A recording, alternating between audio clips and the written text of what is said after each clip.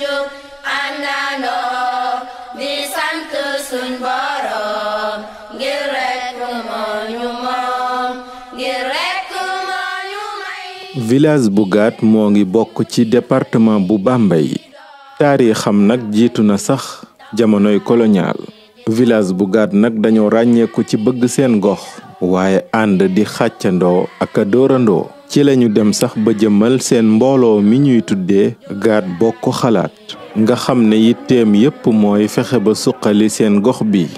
ñuy ay ndaw yu seeni mag di gunge ak seeni kilifa. ci liggéey bu am solo bi ñuy taxawee. ci biir activité yi groupe Gaat Bokk Xalaat di amal ràññeeku na ci lool ambulance bi ñu baaxee poste de santé bi nga xam ne moo nekk ci Gaat nga xam ne aajowoo na ko lool.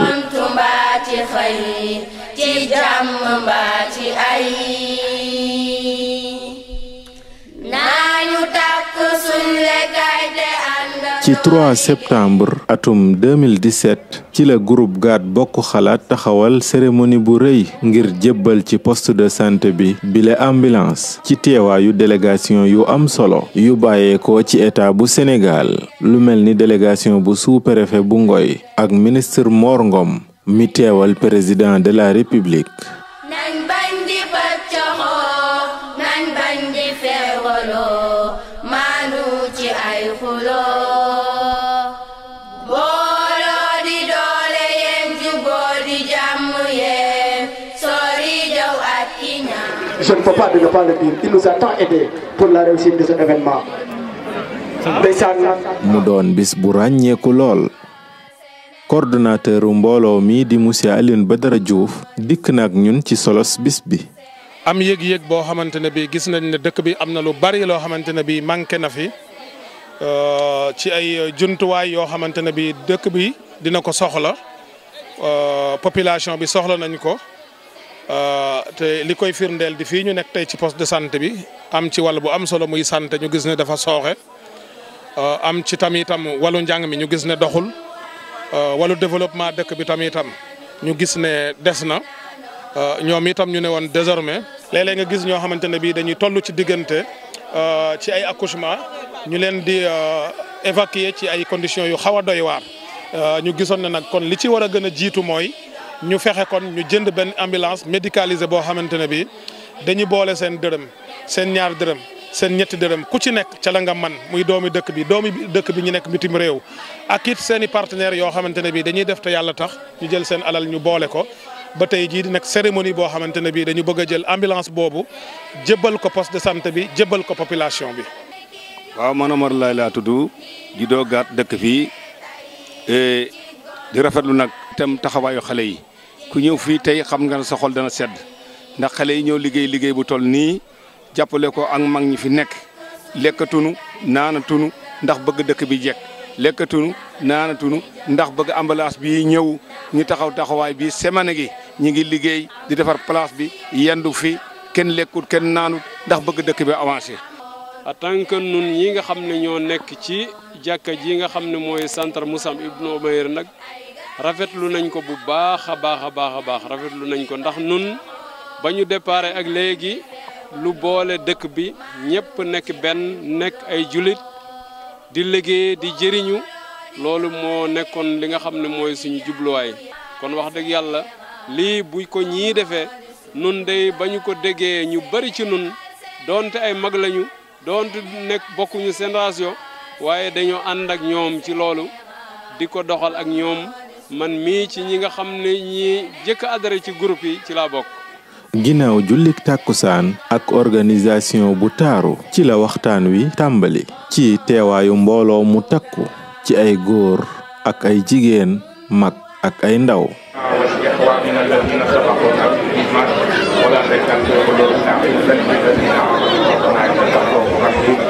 ci juróom benn waxtu ci ngoon ñaari ambulance bàyyeekoo na ci district sanitaire bu Bambey waa Gaat di leen teeru ci anam bu am solo lool muy ambulance bi ñu jëndal seen bopp ak beneen bu leen état bu Sénégal jox ngir rafetlu gu ñu rafetlu seen taxawaay bu am solo bi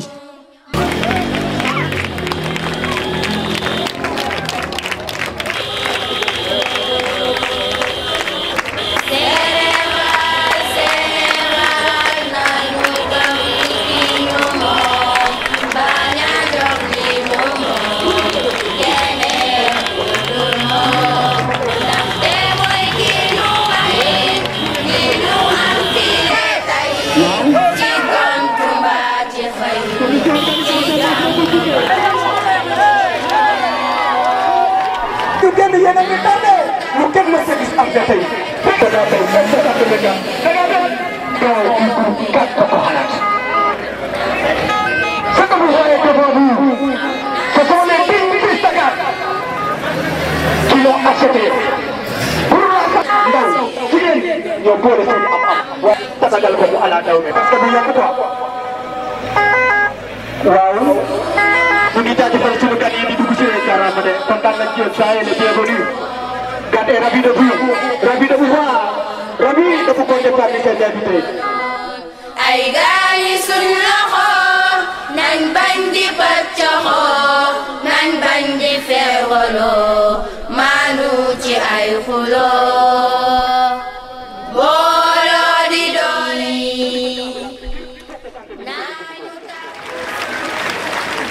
waaye ba tey ñu ne Gat boo xalaat yemul foofu de nee na du ma yem ci sant kese waaye damay dimbali éducation parce que am na lu ñu ci defoon bu leen fàtte ne Gat boo xalaat andi woon na fi ay médicaments dimbalee ko waa force de santé bi yu jóge fii ba France ñu andiwaat ci un matériel dans le domaine éducatif mu nekk des livres de français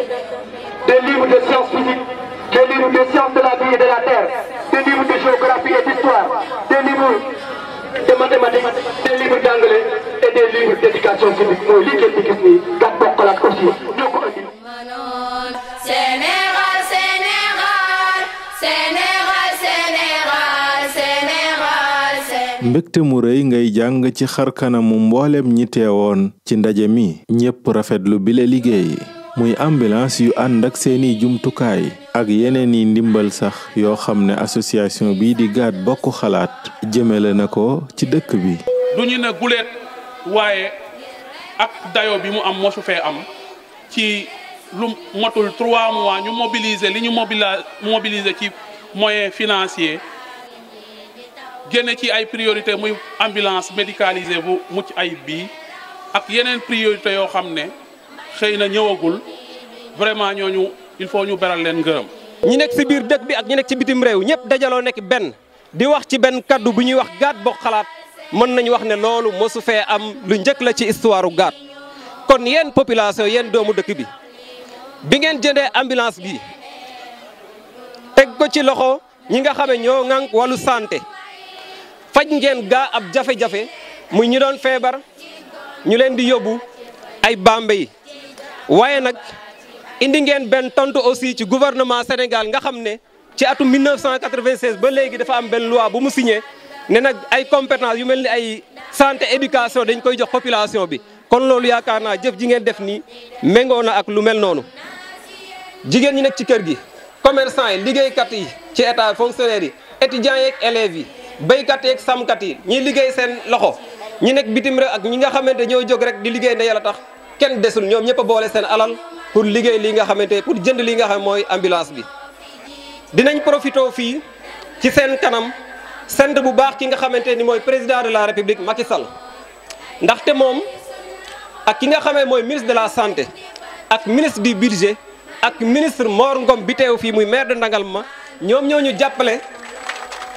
jàppale ba li ñu waroon fay ci douane fayuñu loolu exonération taxe douanière yi dañ ñu ko enlever fayuñu ko génnewul suñu poos waaye tamit ngeen xam ne président Macky Sall ba mu yëgee suñu situation poste bi booba la woo jox ay instruction ministre de la santé ne ko poste Gat nañu am ambulance kon loolu moo waral tey ñaari ambulance taxaw suñu kanam muy ambulance bi Gat Bokk Xalaat jënd mais ambulance bi ñu président de la république jox loolu tamit bu amee dañ ko sante gaa suñu ministre bii teew mais dañ ko sante aussi Malick Gallo Diouf ak mboolem délégation bi ànd ak ñoom ñu mel ni ñoom Aline Mbaye ñëpp ñu ngi leen di sant di leen gërëm ci acte boobu mais nag yemuñu foofu ndax xam ngeen ne jàng ak jàngale kenn mënul wax te tuddaale woo ko ñu ne kon ci wàllu njàng mi dinañ gën di taxaw lycée bi ak école élémentaire nekk ci dëkk bi ci encadrement élèves yi ci examen yi mais aussi ci tabax ay salle de classe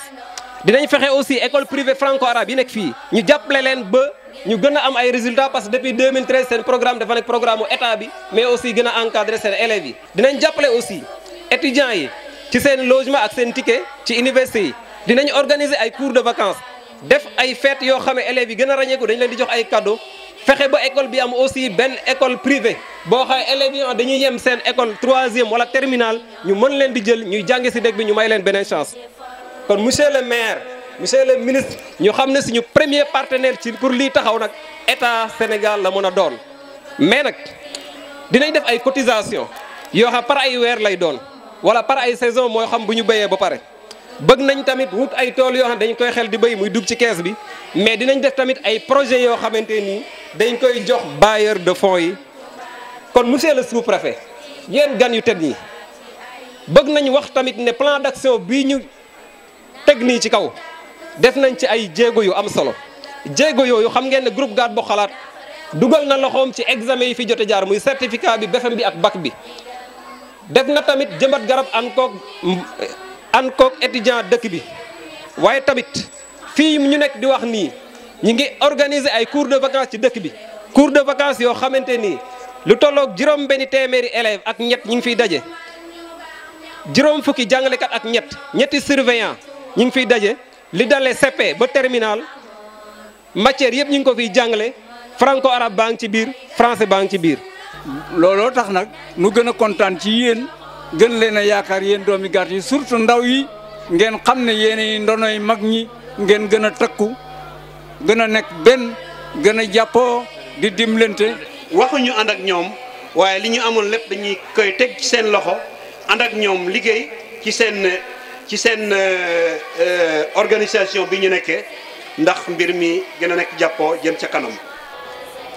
ndax defe naa ne ñeent fukki at ak juróom ñu mat sëkk maa ngi ñëw Gaat ay xew-xew waaye bisu tey bi jàpp naa ne guléet mu am fi li ko waral nag mooy bennoo bi dafa nekk lu dëggu te su dëggoo rek njariñ dana mën a am dane population Gaat lu ñu mënta am amul lu ngeen ñàkk yéen a ko xañ seen bopp lu ngeen am yéen a ko jox seen bopp maa ngi sant ñëpp di gërëm ñëpp. mais ci gàttal mën naa ne depuis bi nga xamante ne bii boole nañu suñu doole boole suñu am-am boole suñu xalaat ci suñuy dërëm ak suñu ñaar dërëm waa Gaat ak seen i partenaires mobilisé nañu 17 millions 820 mille 827. tàccu leen loolu waaye tàccu leen loolu. dans le laps de 3 mois tàccu leen loolu. loolu dajale nañ ko dajale nañ fi encore en nature 2 tonnes de ciment plus 3 tonnes yi nga xamante ne bii masse boobu andi na ko léegi muy 5 tonnes de ciment. c'est ça. loolu tamit yaakaar naa ne moo ngi fi. Il faut qu'on retourne chez nous et qu'on soit avec nos parents. Parce qu'on nous a envoyés pour travailler. Et il faut qu'on travaille pour que la population puisse sentir que leur santé s'améliore. C'est ça qui nous a amenés ici. Pour ne pas trop allonger la parole, je pense que je vais encore remercier Gaat. Je vais remercier Gaat. Il faut que les gens trouvent un exemple par rapport à Gaat et qu'ils s'appuient sur Gaat pour en fait dupliquer cet exemple. Merci beaucoup. Monsieur le sous-préfet, honorable invité, mes salutations aussi vont à l'endroit de l'ensemble des autorités religieuses ici présentes. Je peux en citer Mohamed Gaye, Abdou Aziz Diop, Massamba Diouf et autres. Frères et sœurs, mes concitoyens, je voudrais tout d'abord, au nom de Hassan Diouf, coordonnateur des citoyens gatois de la diaspora, vous transmettre nos chaleureuses salutations depuis Paris, Canada, Montréal et New York. Je voudrais aussi remercier l'ensemble des organisations au développement. Venons-en à présent de ce qui nous réunit aujourd'hui. Pourquoi sommes-nous là? Je suis chargé au nom du coordonnateur de la diaspora de Gaat, M. Hassan Ndao, d'exprimer nos remerciements. Le plan d'action de Gaat, Bokk Xalaat, pour le développement de Gaat vient de loin, car il a des racines profondes et il ira loin, car il projette des branches amples et fécondes, le volet éducation et formation professionnelle, le volet social, le volet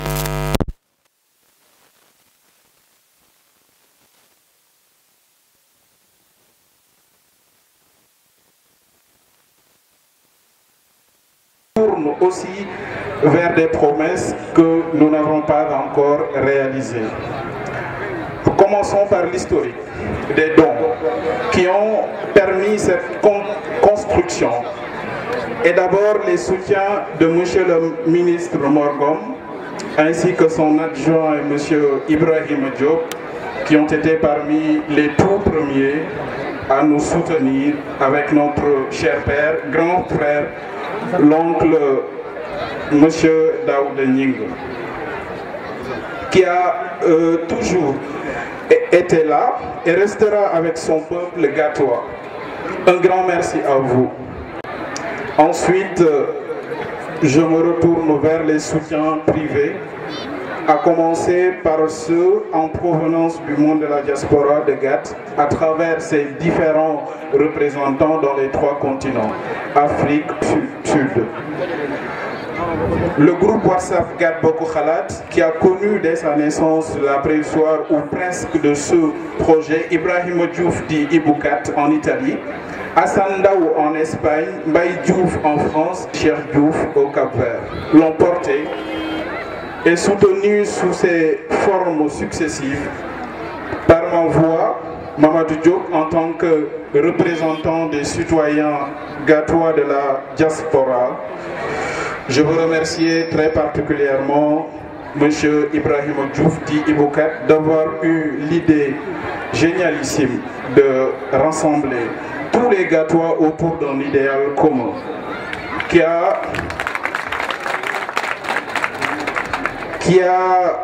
permis de faire en un mois cette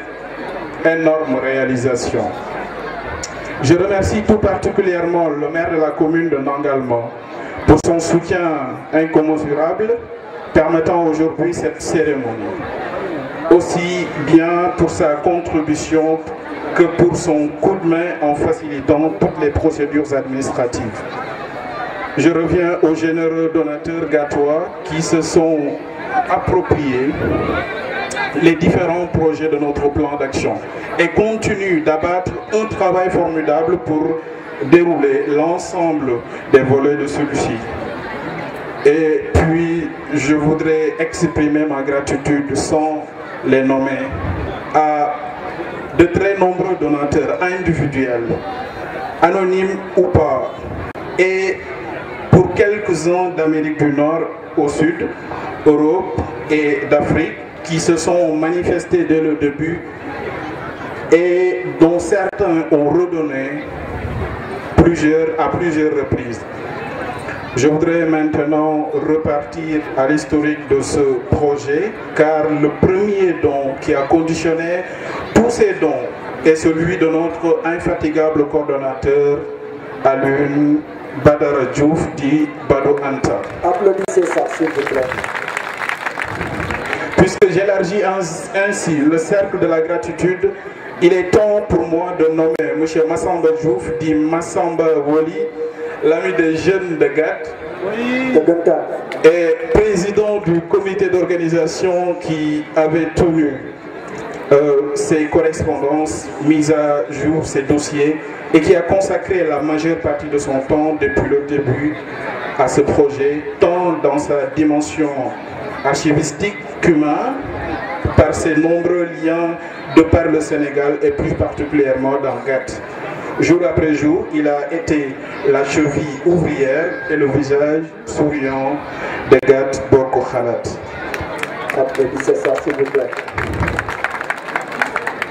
Et il a subi nos présences et nos éclipses avec amitié et fidélité. Je finis pour terminer en me tournant vers les acteurs du groupe, depuis les animateurs simples, sympathisants, notre doyen Malik Gallo Diouf et chacun de nos camarades qui nous ont soutenus, protégés,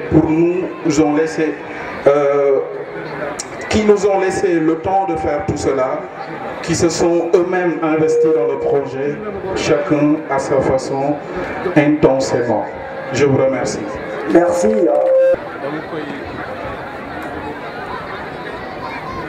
Alors, oui, su ma koy tënk ci wolof lu gaaw lay nekk parce que yàggul mais waa diaspora Gaat mooy doomi Gaat yi nga xam ne juddu fii lañ juddoo yaroo fii ku mel ni man maa ngi juddoo Gallo màggee Jokkul léegi maa ngi France mais sunu fierté moom mooy xool ay projet de développement yoo xam ne mën nañ cee jàppale le village de Gaat parce que tey lu ñu mën di liggéey sunu àdduna to jàppale wuñu waa Gaat amul njariñ donc vraiment waa Gaat ci turu Assane Ndaw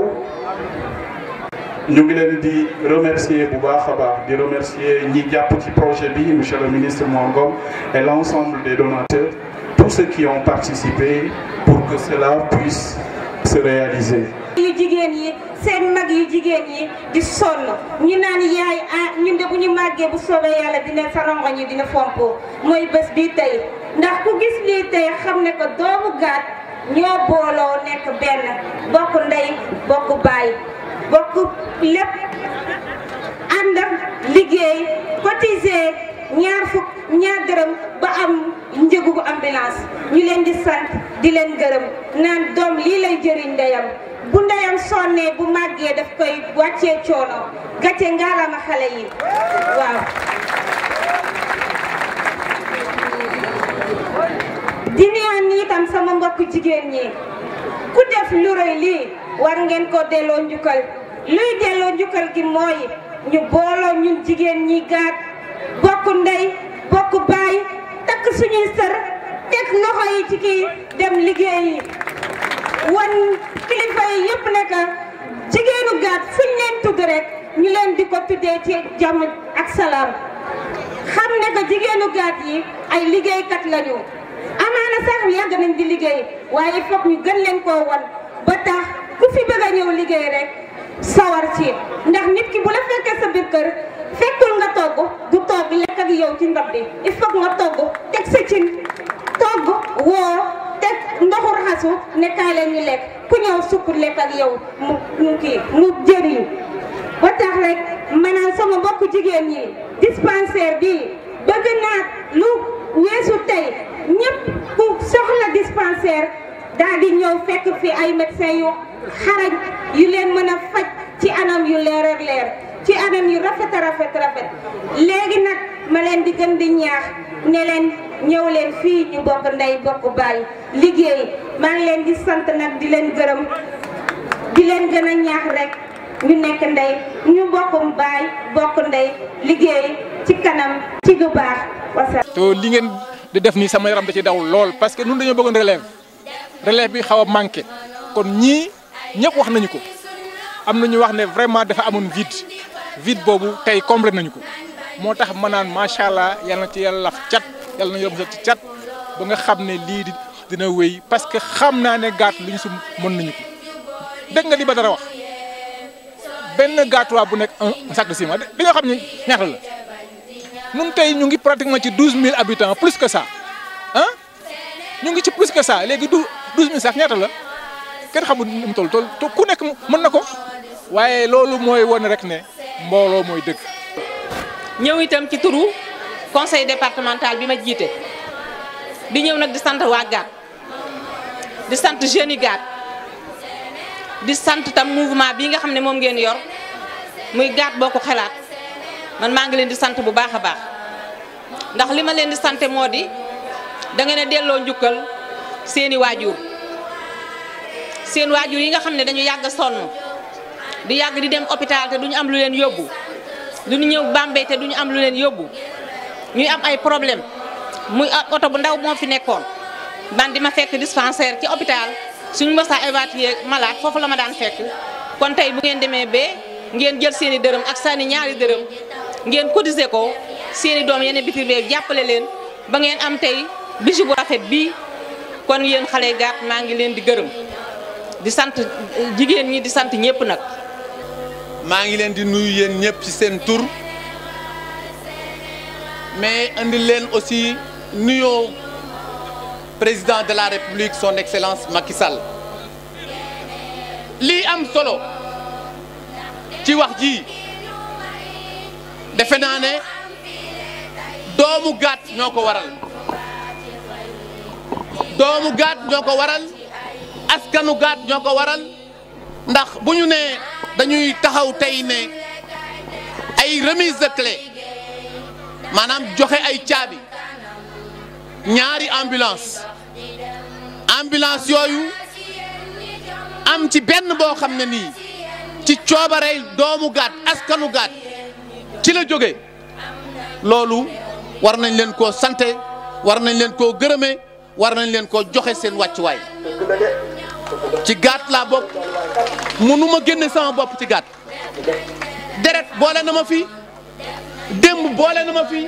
jëf boole na ma fi tey nekk maire boole na ma ci biir Gaat ndax man li mu doon wax léegi rek xale bi muy wax dafa am loo xam ne nii sama yaram daw na fi ba may nekk ndaw tut tànk di ñëw di béy ci tookooru Gaat yi fii mënuma koo fàtte ndax bu maasaan amee masoon a am dama daan daw sol sama tànku neen ñëw fii toog di xool ñuy rëppatal fas yi ma di ci bëgg loolee mun ko génn ci man